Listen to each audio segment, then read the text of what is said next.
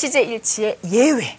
가끔은 우리가 기본적으로 생각하는 거하고 좀 다르게 표현이 될 때 그런 것은 따로 정리를 해 두셔야 되겠죠. 이미 몇 가지는 제가 예를 드린 것들이 있고요. 오늘 이 시간에 또 몇 가지만 추가하시면 될 것 같습니다.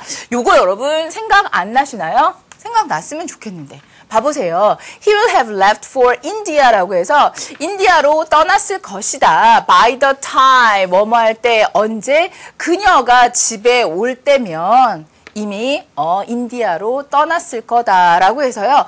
그녀가 나중에 이제 집에 오면 아마 그때는 그가 인디아로 떠났을 것이다. 떠난 시점일 거다가 되는 거니까 요때 나타내는 건 뭘까요? 아, 그녀가 오게 되면 왔을 때, 그쵸. 미래에 대한 의미를 나타내는 거잖아요. 그러니까 여러분 흔히 will get이라고 쓸 것 같지만 혹시 그거 생각나세요? 시간이나 조건에 뭐요?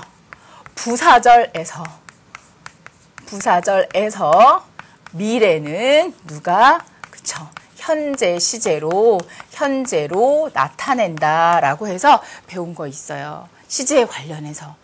아니면 문제 풀면서 설명한 적 있어요. 바로 그것을 여기에서 활용할 수 있는 거예요. 왜냐하면 뭐뭐 할 즈음이면 뭐뭐 할 때면 시간을 나타내는 부사절이거든요. 그래서 이때는 미래 대신 누가 현재를 쓰면 됩니다. 라는 것이 바로 여기에서 적용이 되는 거예요. 그럼 요건 어떨까요? If he 만약에 그가 내가 지위, 그 지위를 차지하는 것을 허락을 한다면 I'll do it. 나는 그거 할 거예요. 그래서 요거는요. 조건을 나타내잖아요.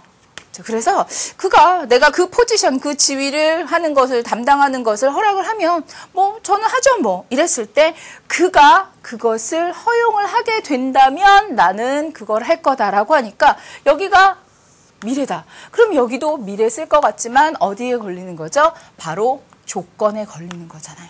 그래서 이때는 뭐를 미래 말고 현재를 쓰면 됩니다라는 것을 여기서 다시 한번 정리를 하시면 되는 거예요. 아시겠죠? 자, 그러면 CF에 가서 한번 설명을 드려볼게요. I can't determine이라고 하니까 나는 결정을 못하겠다. If this works 혹은 will works for you as well. 당신을 위해서도 작동을 할지, 즉 당신에게도 효과가 있을지 나는 결정을 못하겠습니다. 라고 했을 때 선생님 if가 있으니까요. 이럴 때는 또 미래 대신 현재 쓴다고 하니까 요거 쓰면 되지 않을까요? 근데요. 이때는 이게 아니에요. 이때는 요걸 쓰는 게 옳습니다. 왜 그럴까요? 이 문장의 구조를 한번 따져보세요. 나는 결정할 수가 없습니다. 무엇을? 이게 너한테도 효과가 있을지 없을지 당신에게도 효력이 있을지 잘 모르겠습니다가 되니까요. 얘가 하는 역할이 뭐예요? 그럼요. determine에 있어서 목적어 역할, 목적절 역할을 하잖아요. 여러분 목적절이다라고 하면 주어나 목적어는 명사가 하는 역할이잖아요. 그래서 얘는 누가 되느냐? 명사절이 되는 거예요.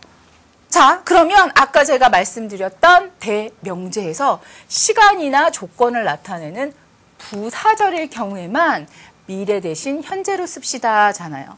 근데 여기에서는 부사절이 아니라 명사절로 쓰이고 있으니까 이때는 또 시제를 맞추어서 써주어야 하는 거구나. 그쵸? 그래서 제가 욕심 이렇게 왜 빡빡하게 썼냐면 좀 여러분께 제시하고 싶은 예문들이 많아서요. 그래서 요 예문은 하나, 둘, 세 가지를 동시에 다 알아주시면 좋겠습니다.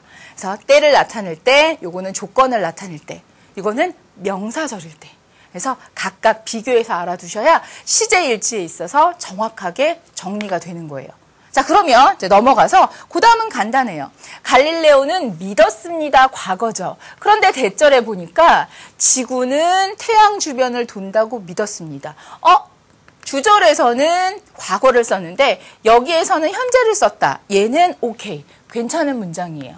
왜 그럴까요? 요거는 그럼요. 진리잖아요. 일반적인 진리는요. 언제나 현재 시제로 써줍니다 하는 것. 그 다음에 두 번째 한번 봐보세요. 질이 탐한테 말했습니다. 과거에 말했었습니다. 말했습니다인데 내용을 보니까 항상 wakes up, 일어난다. 아침 5시에. 여기에는 과거인데 왜 여기는 현재를 썼을까요? 항상 일어나니까 거니까 뭡니까? 그쵸? 습관이잖아요. 그래서 어떤 이게 지속이 되는 그러한 습관을 나타내게 될 때, 그럴 때는 특히 뭐 이제 요즘 현재의 습관 이런 걸 나타내게 될 때는 현재 시제 쓸 수 있습니다. 그러니까 여기는 과거인데 여기는 현재를 써도 괜찮다. 시제 일치에서 벗어나는 거잖아요. 어떤 경우에 불변의 뭐 진리라든가 현재의 습관이라든가 그쵸? 이런 것들은 늘 현재 시제로 써주는 것이 옳습니다라고 해서 요 정도의 여러분 시제 일치에 있어서는 대략 정리를 해주시면 좋겠고, 한 가지 더 붙인다 그러면 선생님 그러면 현재만 이렇게 쓰나요? 과거 같은 경우에는요, 역사적인 사실 있죠. 그런 거는 굳이 뭐 헤드 PP 대과거 이런 거 쓰지 않고요. 역사적인 사실 같은 경우에는 과거 시제로. 그 다음에 어떤 습관이라든가 일반적인 진리, 뭐 불변의 사실 이런 것들은 현재 시제로 써줍니다 정도 여러분 기억을 해두시면 될 것 같습니다. 이렇게 보면 여러분들이 알아야 하는 시제에 있어서는 기본적으로 일치, 그쵸?